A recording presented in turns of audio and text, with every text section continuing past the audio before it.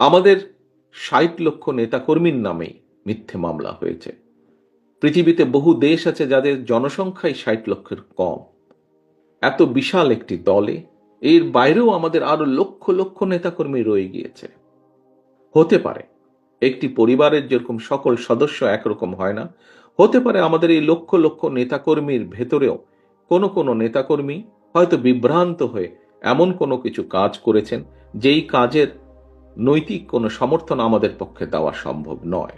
এবং যেহেতু আমাদের পক্ষে দেওয়া সম্ভব নয়, সেজন্যই আমরা আমাদের নৈতিক অবস্থান থেকে, দলীয় অবস্থান থেকে আমরা সেই সকল নেতাকর্মীর বিরুদ্ধে ব্যবস্থা গ্রহণ করেছি। একটি রাজনৈতিক দলের পক্ষ থেকে যে ব্যবস্থা গ্রহণ করা সম্ভব, সর্বোচ্চ যে ব্যবস্থা গ্রহণ করা সম্ভব একজন কর্মী বা একজন নেতার বিরুদ্ধে, আমরা সেই ব্যবস্থা গ্রহণ করেছি। কারণ আমাদের রাজনীতির অন্যতম একটি মূল স্লোগান বা মূল লক্ষ্য হচ্ছে জনগণের সম্মতিতে থাকা, অর্থাৎ জনগণের সমর্থন থাকে এমন অবস্থানে থাকা, জনগণের সমর্থন থাকে না এমন কোনো কাজ না করা, এমন কোনো অবস্থানে না থাকা।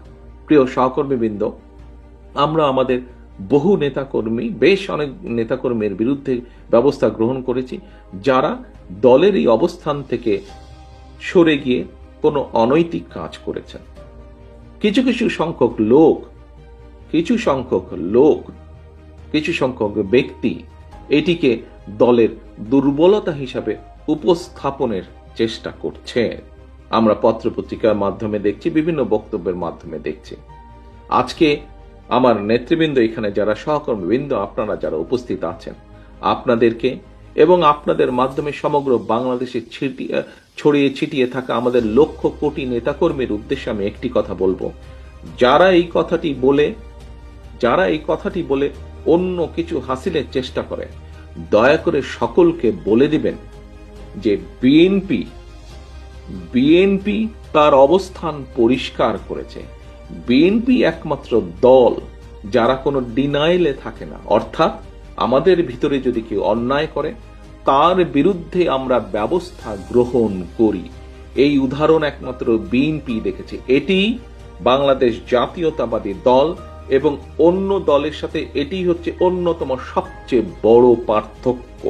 অর্থাৎ আমরা কোনো অন্যায়কারীকে প্রশ্রয় দিতে চাই না। আমাদের সামনে যদি কোনোভাবে কেউ উপস্থাপন করতে সক্ষম হয় অথবা প্রমাণিত হয় যে আমাদের কোনো সহকর্মী কোনো অন্যায় করেছে, যা সমাজের মানুষের কাছে এবং সামাজিকভাবে হোক, রাজনৈতিকভাবে হোক, যে কোনো দৃষ্টিকোণ